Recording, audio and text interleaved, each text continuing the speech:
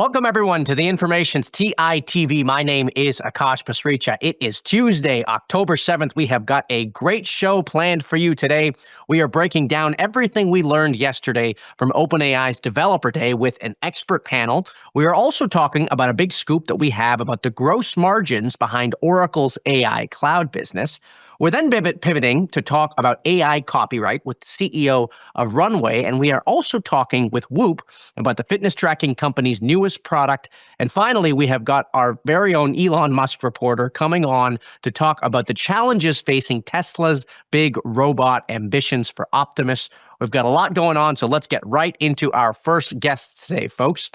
OpenAI put on a big show for its demo day yesterday, unveiling new ways it is vying to be a super app, among other new tools that it launched.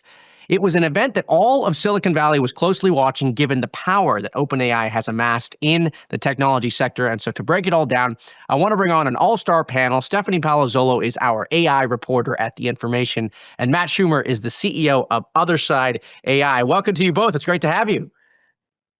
Thanks. Great to be here. Thanks for All having right, me. so Steph, let's start with you. What was the headline coming out of yesterday's Developer Day for you? Yeah, I think for us, the biggest headline is OpenAI continuing to kind of try to make ChatGPT this super app where you're not just going this to help you write emails for work or to write funny little stories for, but you're going to ChatGPT to look at new houses you might want to buy using Zillow, or ordering your groceries or going shopping. And so that was really seen with their new apps in ChatGPT launch, which basically lets you um, access a lot of external apps like Zillow, Spotify, DoorDash. There's a number of them um, through ChatGPT. Matt, that was Steph's headline. What was your headline? Pretty similar. I think a lot of what was announced is technically for developers, and there is a lot of developer specific stuff, but it really is going to enable new use cases, new ways of using this technology for consumers. Some of it probably will work, some of it probably won't work, as we've seen in the past. I think that pattern is going to happen again. It's exciting. I'm excited to see what actually sticks. And Steph, one of the things you talked about in your AI Agenda newsletter this morning was that we have seen flavors of this in the past. I mean, this is not a net new idea for OpenAI. Yeah, totally. I mean, I think that was one of the most interesting takeaways from yesterday. I think sometimes you go into these events expecting, huge like tech breakthroughs or crazy announcements, but a lot of this did feel similar to some other announcements we've heard in the past. For instance, apps in ChatGPT, there's some similarities with ChatGPT plugins, which the company actually announced in March 2023. And, we also saw other similarities between some of their announcements around agents and making agents easier to build. This is a thing that they've been talking about for a very long time. And so it was interesting because yesterday kind of felt like OpenAI basically saying, hey, we've been talking about these ideas like agents and ChatGPT as a super app for a very long time. Like this year, let's try to make that a reality. Right. So, Matt, yesterday we were all watching the demos that they had, and the agent tools, the ability for developers to now make their own agents much more easily. I mean, this sparked a whole parade of tweets and our posts on X saying, "Hey, OpenAI just killed all of these startups that were trying to make agents a lot easier." What's your take on that? I think it's a very cool product. I think it shows what's possible, but I don't think it kills the agent startups. If anything, it's going to boost them, right? The agent startups have sort of a niche where they sit between providers. OpenAI just serves OpenAI models. You can eval other models in their platform, but when you're actually deploying with AgentKit, from what it seems like, you can just use OpenAI models. I've been building agents, and I know many other people have been building agents for years now, I guess decades in AI time. And very few people that have built agents at a high level are using just OpenAI models or just Anthropic models or just Google models. It's usually a mix using the best model for what it needs to be used for each specific thing, right? You don't want to use OpenAI for everything because OpenAI models aren't the strongest in everything, right? There's sort of like difference in cost, difference in capabilities, difference in just their strong suits. So I think some companies will use this because they don't really care about the difference. They don't need the frontier performance for everything. But when you're talking about this killing all these agent startups, I don't think so. I think if anything, it's going to boost them because you need to have startups that allow you to use OpenAI, Anthropic, Google, But everything you don't else. think OpenAI will open things up at all later on to allow people to use other models at all? I don't see the incentive, which makes me think it's not going to happen. And there hasn't been much that we've seen from them that would indicate that that would be the case. Maybe I'm wrong, but Right. that's why companies like OpenRouter exist. Okay, Steph, do the people in your orbit agree? I mean, do the agent startups still have a chance here? No, I think overall I definitely agree with Matt. I mean, I think a lot of these agent announcements are in some ways targeted at non-developers or people that are maybe not super technical. We saw this kind of very easy to use, like drag and drop interface where, without typing a line of code, you're able to make these agents work.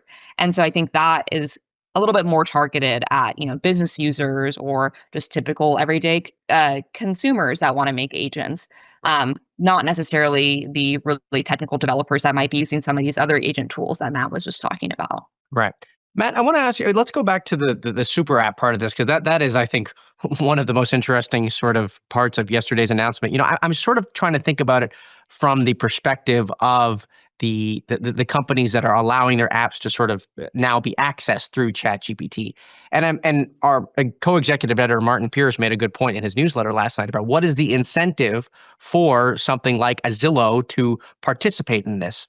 And I'm sort of thinking about the same thing, which is that, hey, it allows people, a wider audience, to access my tool. I get that, but you're sort of losing control over the entry point as to how people actually start navigating your software. What is the incentive for them? I mean, do we know anything about the economics here? About is OpenAI getting a cut of these subscriptions?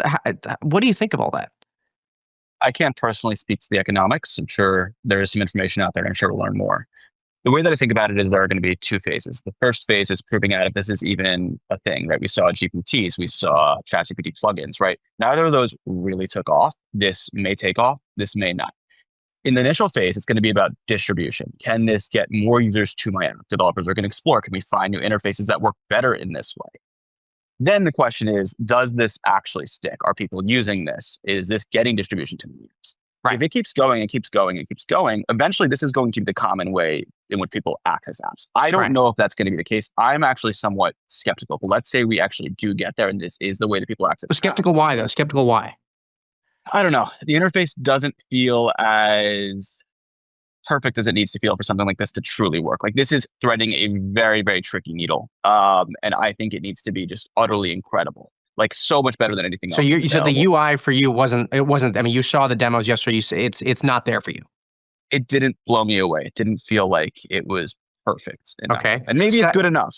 But my feeling is once something like this works, if we get to that point, at that point, it's going to be like, not having an iPhone app. You need to do it. You need to do that to keep your business going because that's where the people are. But we're not there yet. The first phase is just distribution, and then does this thing even work? And Steph, what's your take on the incentives piece? I mean, these companies, what is their incentive to participate in this other than, hey, I am attaching myself to ChatGPT. Why not? Yeah, I mean, I think Matt just kind of started to touch on it at the very end. I think there is a sense for some of these companies of, what else am I supposed to do, right? Or going to ChatGPT to make playlists on Spotify or to look up information about local restaurants and to book dinner reservations. Like, you either meet them where they are or one of your competitors does. And Right. I think companies would rather be in the conversation than, let one of their rivals take that opportunity away from them. Right. I do agree with Matt where, it's a bit early to really say for sure. So for them, I think this is a way for them to get in the conversation without, immediately having to deal with potential bad consequences of, losing advertising. Right. Right.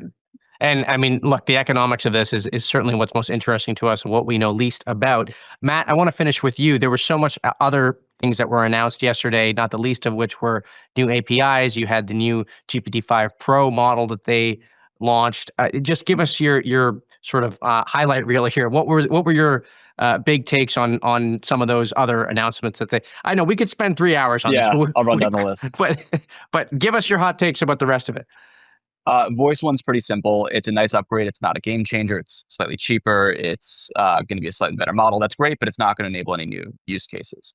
Sora is quite interesting. Having that in the API is fantastic. There are going to be a new breed of video gen wrapper startups that pop up that will find opportunities. Whether they last, that's an open question, but it's definitely going to be interesting to watch. And the pricing is actually really good for what it is. It's in many ways cheaper than VO for a better model.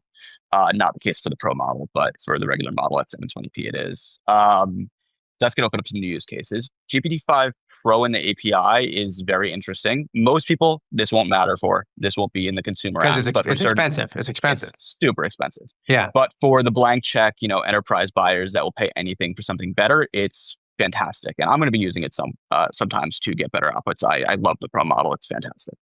The sleeper of the day actually is GPT-5 fine-tuning in private beta. I haven't seen much on this, but that is going to be super exciting. When you get a GPT-5 class model and you can actually fine-tune on top of it using reinforcement fine-tuning or similar techniques, right? That is powerful. That being said, as I always say, your GPT-6 model will beat a fine-tuned GPT-5, but we have some time before that. So that's going to enable some very interesting applications at lower cost. Great. Well, Matt and Stephanie, thank you so much for coming on. It was a jam-packed day, and we look forward to having you on again as we see some of these tools start to get used and what more and more people are thinking about it. Thank you again for coming on. That is Matt Schumer from Otherside AI and Stephanie Palazzolo, our AI reporter at The Information. Oracle has turned into one of the hottest stocks of 2025 after executives projected $381 billion in revenue that will come from renting out cloud servers to AI giants like OpenAI over the next 5 years. But today, The Information published a story that has some pretty staggering findings about the profitability margins that cloud business has. I should say that Oracle stock is sliding this morning on the news. And so I'm very excited to have two of the reporters on who wrote that story. Anisa Gardezi is our cloud and compute reporter here at The Information, and Anita Ramaswamy is our financial analysis columnist. Big news today, folks. Oh my goodness. Where do we start? Anisa, tell us what you learned. Hey, Akash. So yeah, we had this story this morning that hopefully will help readers really understand the profitability around Oracle's new GPU cloud business, which is really where executives have said the future growth is going. And what we found is that in the last couple of quarters, the gross profit margin on this business fluctuated between 8, 20, and 14%. And, we're sort of shedding some new light on what it's really like for the companies pivoting to this business. Software companies are used to much higher margins, but as Oracle makes the pivot into GPU cloud, investors should expect, lower and potentially lumpy margins, at least as they get going. Right. And we should make clear, for people who don't know the margins landscape that well, this is low. Okay. Software margins are typically 70, 80%. These gross margins are they are razor thin, as we outlined in the story. And he said, do we know anything about why these margins are so thin right now? Was this expected? Yeah, I think one thing I'd point out is that, we have Oracles, but, the other cloud providers don't actually publicly release these numbers. And so it's very hard to find apples to apples comparisons. Companies like Amazon, which traditionally has a net margin, in the 30s, that's across its whole entire cloud business, inclusive of GPUs, but also more traditional workloads and other services. So we have the benefit of seeing Oracle's numbers, but not exactly the full picture on what the entire GPU landscape looks like. Right. I think investors thought that GPUs were going to be lower margin for Oracle, but based on our conversations, these were lower than expected. Okay, so Anita, talk to us about why these margins are so low. What are they spending money right now on? I know the chips are expensive. Yeah, absolutely. So the chips, like you said, are the biggest cost, and the data center is really expensive in general. There's not only the chips from NVIDIA that Oracle has to buy, but there's also all of the networking equipment, there's servers, there's a lot of stuff that goes into the data center in terms of hardware. And the interesting thing about this is that it suggests to me that Oracle is actually pricing their offering really low. And that's why they're incurring a low margin on this business. They have signed up a bunch of customers with discounts. They've been offering their GPU rentals at a lower cost typically than other providers. And that's a big factor as to why the margins are as low as they are. But like Anita said, we don't really know exactly the apples to apples comparison here because we don't have Google Cloud financial results broken out. AWS doesn't report their gross profit margin separately. So we can only really look at the operating margins. Another, example here is CoreWeave, which is kind of an interesting one. And so I think as we see more and more of these GPU cloud firms that are doing server rentals come out and go public, and there's more reporting, hopefully, from our newsroom about their financials. We'll have more insight into what is driving the pricing discrepancies. But Anita, I kind of want to get into some of the line items here. You're our financial analysis columnist. You study these statements all day, right? I mean, you have these expensive chips. One aspect is the depreciation expense on how quickly these chips do depreciate, how much that expense actually is. Is that in their control? I mean, is this something we can expect to get better? How do we think about how this number might improve over time? Yeah, it's a great question, Akash. So the depreciation for the chips is probably the largest category here. There's depreciation involved with all of the equipment in the data center. And, the depreciation schedule in terms of how long you take a time period over, I suppose is one form of control that companies have. But it's really only some extent of control, because when you buy an asset, you take it and then you kind of split the useful life over a certain number of years, Right. and you're incurring that cost in different years. And so I think, we might be able to see these costs come down over time, but it's really in the hands of NVIDIA. And that's what it's going to come down to. So some of the older chips, actually, Oracle is able to incur a higher margin on those because the older chips aren't as costly. Right. But, with some of the newer generations of chips, I just think if Oracle and if other cloud providers want to stay at the cutting edge, they probably will have to take this margin hit. Right. Anissa, I want to come to you to close this out. Does Oracle really have a choice here? I mean, it has to compete. We know the direction this technology is going. Is there an alternative, or do they kind of just have to accept it? I think executives are pretty certain that they want to pivot into this business, and they're just sort of getting people used to what profitability might look like. And so I think when Oracle is negotiating, a massive multi-year deal with a company like OpenAI, they're gonna, maybe lower the price to get that big deal, because overall that's going to generate them lots of revenue over those years, more revenue than they would generate without the AI data center business. So I think partly, they're just, pivoting into this space, and this is what margins are going to look like. But I think they're going to be working pretty hard to improve them. And one thing that we noticed was that as NVIDIA's latest chips come out and Oracle installs them in their data centers, there's sort of a gap and a ramp up period where, it takes customers a little bit of time to actually start using those chips and for Oracle.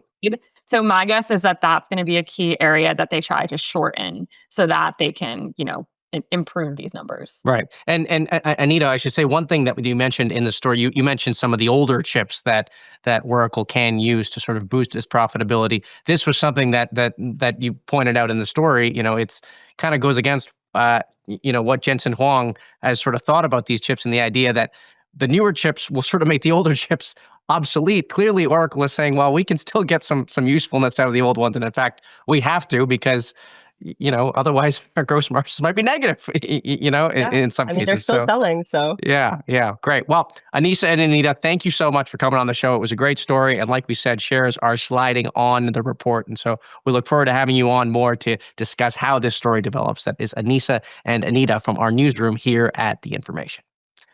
Copyright has been a hot topic in AI, and now that AI-generated multimedia content has become the focus of even the biggest companies like OpenAI and Google, copyright is becoming all the more important to think about carefully. Today, Cristobal Valenzuela, the CEO of AI video company Runway, published an exclusive op-ed in The Information about this topic, arguing that policymakers should treat AI-generated art just like they do any other art. And so I want to bring on Chris to talk more about what he meant in that piece. Chris, welcome back to the show. It's great to have you. Hey, thank you for having me. So, what a great piece you published today in The Information. I do want to get to what the crux of your argument is, but I thought maybe a good place to start is give us sort of copyright 101. I mean, how do copyright standards work right now for traditional artists? I'm talking about musicians, filmmakers. Let's put AI aside for a second. We'll get there. How does it work generally? Sure. Yeah.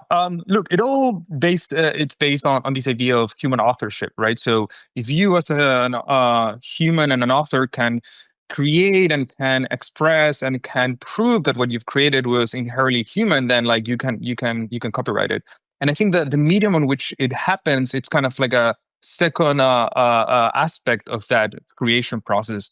And so for photography, for jazz, for any form of expression, that's how we've evaluated and thought about copyright for forever. And so what we're kind of like advocating here, and we'll go deeper into it, is basically AI really doesn't change that formula, and it should be held in the same standard as any other art form, basically.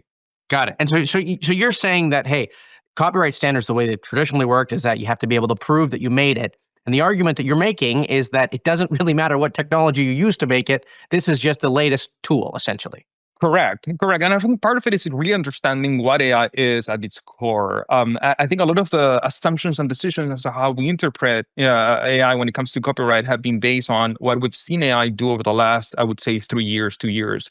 Now, it's really important to understand that when you think about media and AI, think about video generated with AI models and images and music and multimedia formats, you're seeing highly creative forms of expression, right? These are not machines that just create on their own. There are people behind the systems.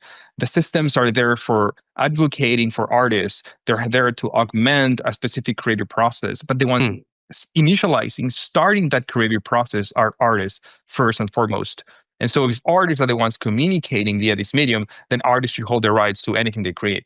Right. So I do want to get into some of the nuances here, but very quickly, I mean, you have tons of users using your platform right now to using AI to generate multimedia content. Has this been a big issue for them? It has. I think it's important to recognize as well that it's going to expand as use cases and usage continues to grow. We have tens of millions of users. We expect to get to hundreds of millions of users. I think broadly AI video will become probably the most important modality of AI over the next couple of months. I mean, you're seeing this. Everyone is really betting a lot in video as both a reasoning kind of engine, but also as an art and a creative kind of system. And so we should expect even more pressure on how we understand and think about copyright in the age of AI. And so really, we want to make sure we can help guide and understand and have a bit of nuance in terms of thinking of this technology as a very powerful medium of expression, and make sure that discussions don't get lost in simplifications or generalizations.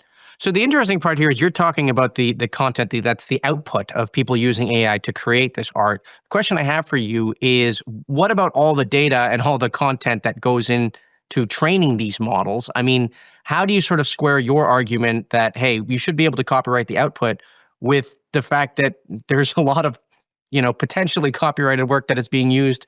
I'm not talking about your company specifically, but I'm just generally speaking, right? There is a lot of this content that's used to train these models in the first place, right? Yeah, so those are two different, totally different kind of like questions. One has to do with the argument of fair use that I think the courts are going to be basically deciding very soon. I think there's arguments on both sides. I'm very optimistic on the fair use because I think this is transformative at its core. What people are using and creating with AI is totally new and different from anything we've seen in the past. And these models are learning patterns around the world. Now, on the copyright, on the output side, that's the question I think that's most important. And I'll give you basically a good example of how this conversation has moved now, and the focus has moved to output. The studios that we work with, the production companies that we work with, the Hollywood companies that we collaborate with, the argument, what they care the most about the outputs. It's about how do you make sure that you can make something and then like have the rights to either copyright it or use it in perpetuity. And that's really important. And that has no change whatsoever with the technology itself. It's just you should be the one owning that because you as a human created it. And one question I did want to ask is, you talked a lot about video content. That is the business that you're in your piece. What about stuff like, I don't know, spoken word poetry that you can just use an LLM for, with ChatGPT? I mean, does your argument extend to that and saying, hey, I use this tool to write a poem, but I want to copyright that? Like, is that as far as we're going with it? Yeah, that's a very interesting question. In a way, we have artists using chance. Surrealism has been experimenting with non-conscious ways of creating for years. And so if you take away the kind of like method of creation and just focus on what was the intention, what was the control of the person or the human created it, you can still create it. Like this conversation has, in a way, nothing really to do with AI, but also everything to do with AI.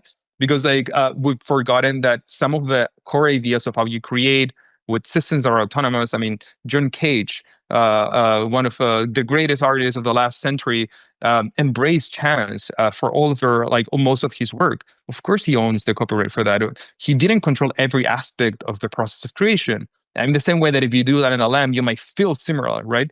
But you are the one picking up and selecting and inputting specific parts to get the outputs that you need.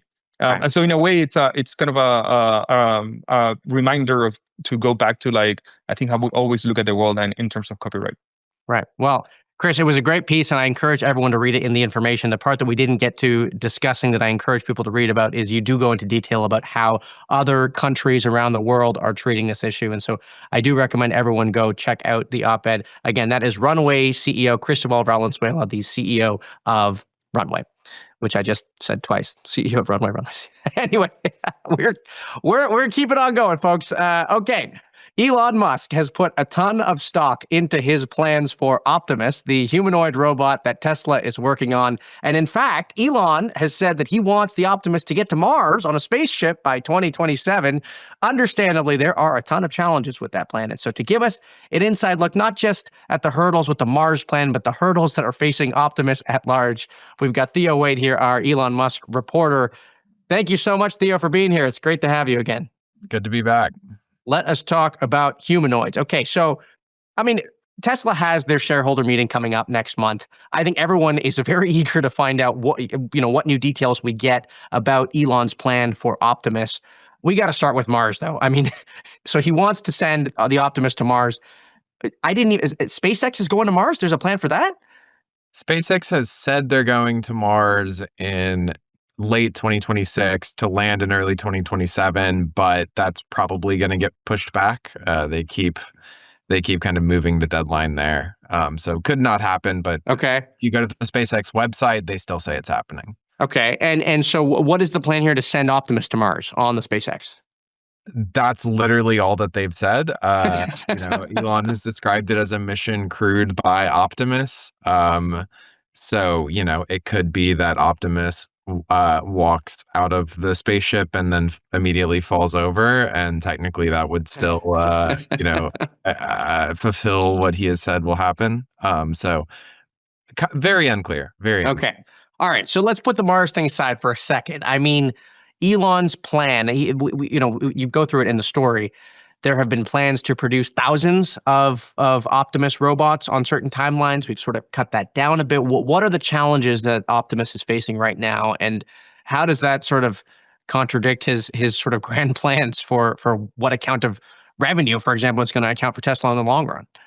Yeah, so the long-term timeline here is Elon has this new compensation package that he's asking shareholders to approve that requires, among a bunch of different product goals, Tesla to deploy 1 million Optimus robots over the next 10 years. They're obviously, that's a very long-term goal. And in the near term, they wanted to build 5,000 robots this year, is what Elon publicly said in the spring. But that is not happening. We understand that there are a bunch of issues, primarily with the hand. The hands, right? We've talked about the hands on this show. They're very complicated. The hands, they're amazing. You appreciate your hands more. There's so much crazy stuff that goes into moving them. But basically, this goal of getting the hands perfected has taken a lot longer than they expected it would, and so they decided to push out production and spend more time refining Optimus before building thousands of them. Right. Tell me, what as you were reporting this story, again, every great story comes with more questions about the future of these businesses. Elon has put so much stock into this plan. What kind of questions did you come out here thinking? Because in my mind, it's sort of the reality of this plan, right? But it's also what are investors thinking about it? This is also tied to his pay package a bit, right?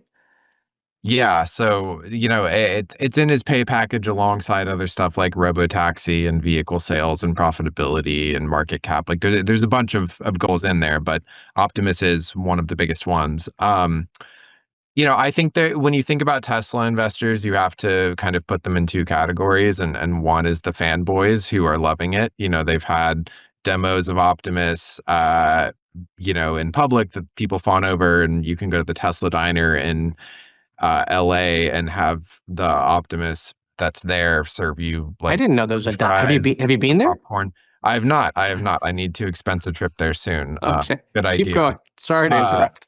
but the the other aspect of Tesla investors is obviously kind of traditional investors that care about things like profitability and revenue. And for them, the biggest considerations are still kind of by far the core electric vehicle business, and Optimus is a bit of a sideshow, despite how much Elon talks about it. Got it. Well, Theo, it was an interesting story. I can't, we glossed over this one detail, but the idea here with sending Optimus to Mars is that, correct me if I'm wrong, you would have to put a robot in an astronaut suit. Is that what this is going to end up being? That's my understanding of it, at least if you were trying to send the current version. So, Okay. this thing is designed for indoor use on planet Earth, and Mars is a dusty planet where the average temperature is like -80 degrees Fahrenheit. Right. So it's a very different environment, and there would have to be elements of the design that are quite different to make it do anything there. Great. Well, Theo, thank you so much for coming on. We really appreciate the updates on Musk's moonshot bets to Mars. We look forward to having you on more as we hear more about how the story develops. That is Theo Waite, our Elon Musk reporter here at The Information. Well, we have all seen how consumer health tech and longevity has become a big craze across the tech world. Whoop is one company that has become central to that story. And last week, the company launched a new product called Advanced Labs that helps members make sense of blood test results and also book blood tests. I want to bring on Alex Vanoni, who led the team responsible for rolling out that product at Whoop. Alex, welcome to TITV. It's great to have you. Akash, it's great to be here. Thanks so much for having me. So tell us about what Advanced Labs is, and then we'll get into sort of what the direction of the business is going broadly. Sure. Yeah, it's a new exciting product. Like you said, we launched it last week. What's been great is, we announced this back in May when we had our big product launch of our new hardware and a lot of new software features. From that, over the course of the summer, we've seen incredible demand on our wait list. And we're really excited to actually release it on Tuesday last week. So we've been live now pulling people off the wait list for the last 7 days. And conversion and uptick has been really, really positive. In terms of the offering itself, there's two primary components. So one is all of our members have the ability for free to upload any past lab tests that they've gotten. We'll ingest that into our system, map it against the panel that we've created, and it allows our members to see how their biomarkers have trended over time. They can interact with our coach to really get some really great insights on how their Whoop data looks and is impacted by those blood markers alongside of it. Right. And then the other piece of it is the actual test itself. So like you had mentioned, we've partnered with Quest. We've assembled a really comprehensive and clinically rigorous panel of 65 plus biomarkers. And the idea is really, for years here at Whoop, we've been able to give people some really rich insights about the behaviors they engage with on a day-to-day basis and how that affects their sleep and their performance and their recovery. This is that next step in the evolution. This is really about understanding what's happening inside of your body, what's happening with those biological systems, and how that impacts those same behaviors that we've been measuring for years. Right. And tell me, what is it that they would get from this blood test that they wouldn't get from just, say, uploading their blood test results to ChatGPT, or even just going to the local clinic and getting it done? Yeah, there's kind of a couple of big important differences here. So one is, if you were to go to sort of a traditional physician's visit or annual physical, oftentimes the panels that you get there are restrictive, sometimes in the order of 10 to 20 biomarkers. And a lot of those are based on, different indications that your doctor might observe. What we do is we test a lot more than that. There's a lot more that goes into your overall health and wellness and understanding of what's happening in your body that you would typically not get at your annual physical. So we wanted to make sure that this initial panel really speaks to the comprehensive nature of everything that's happening in your body, from your heart health to your hormonal health to your nutrient status, cognitive performance. And so that's really where this test starts to come alive and differentiate itself from others in the market. Now, you asked a really good question, which is, what's the ChatGPT. I mean, people are doing it. People are doing it. Everyone's doing it. And to their credit, ChatGPT does a really good job at helping people understand really complex associations like biomarkers and daily behaviors. We sort of take that to the next level in two important ways. One, similarly, we have in our system our Whoop coach that's AI driven, and it is built on top of our Whoop data. So the ability to actually look across your historical Whoop data years and years and years, hopefully for members that have been with us for a long time. And then basically attach the two data sets. And then attach the two data sets. The other piece of this is when you order a lab test through us, you get a licensed clinician who's reviewing all of those biomarkers, and they've been trained alongside to interpret Whoop data as well. So they're going through all of your biomarkers, all of your historic Whoop data, and pulling out some really rich insights, and then associated, personalized, recommended actions for you to actually take action on the areas for improvement that you need. And also think about, what are some of the things that I should be doing that I'm maybe not today. And I'd say one really interesting thing, we've done a lot of testing over the last few months. And for everybody who's gone through testing, despite how young and healthy they may be on paper or even with their Whoop data, they're getting their blood work back and they're learning something completely new that they had no idea about. And so those level of insights have been really, really fascinating to see. One of the broader questions I wanted to ask you, though, is so Whoop, for those who don't know it, right? It's a wristband. You wear it on your wrist, and the whole point is that you get a lot of data. There you go. You get a lot of data just from having it on your wrist.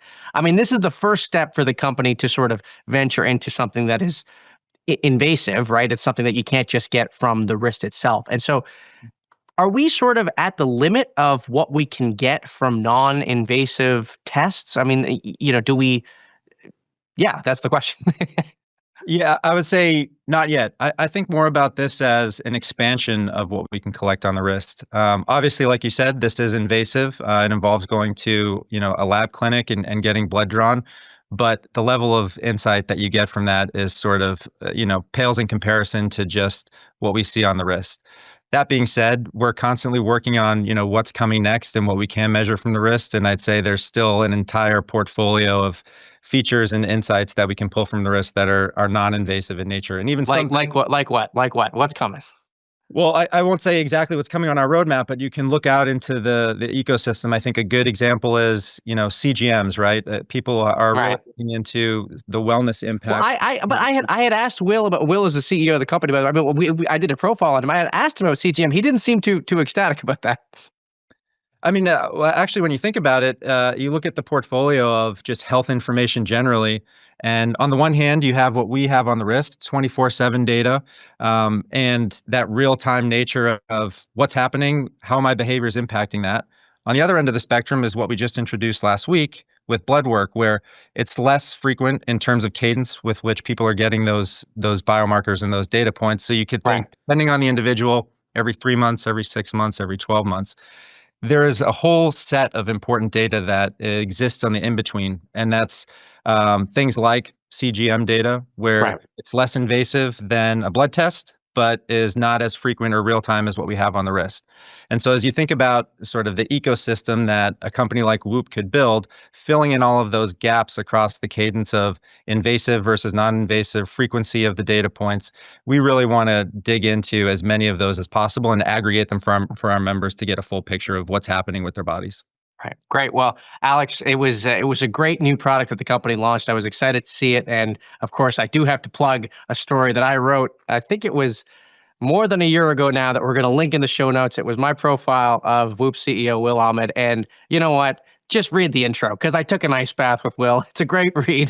And Alex, next time I come to the office, I'll have to take one with you as well. Thank you so much for coming on the show. It's a very exciting new product. That is Alex Manoni, who runs the healthcare product group at Whoop. Okay, well, that does it for today's show. A reminder that we are on this stream Monday through Friday at 10 a.m. Pacific, 1 p.m. Eastern. I want to thank Amazon Web Services, who is our presenting sponsor for this production. And I want to thank you for tuning in. We really do appreciate your viewership. I'm already excited for our next show tomorrow. And so until then, thanks for tuning. Bye-bye for now.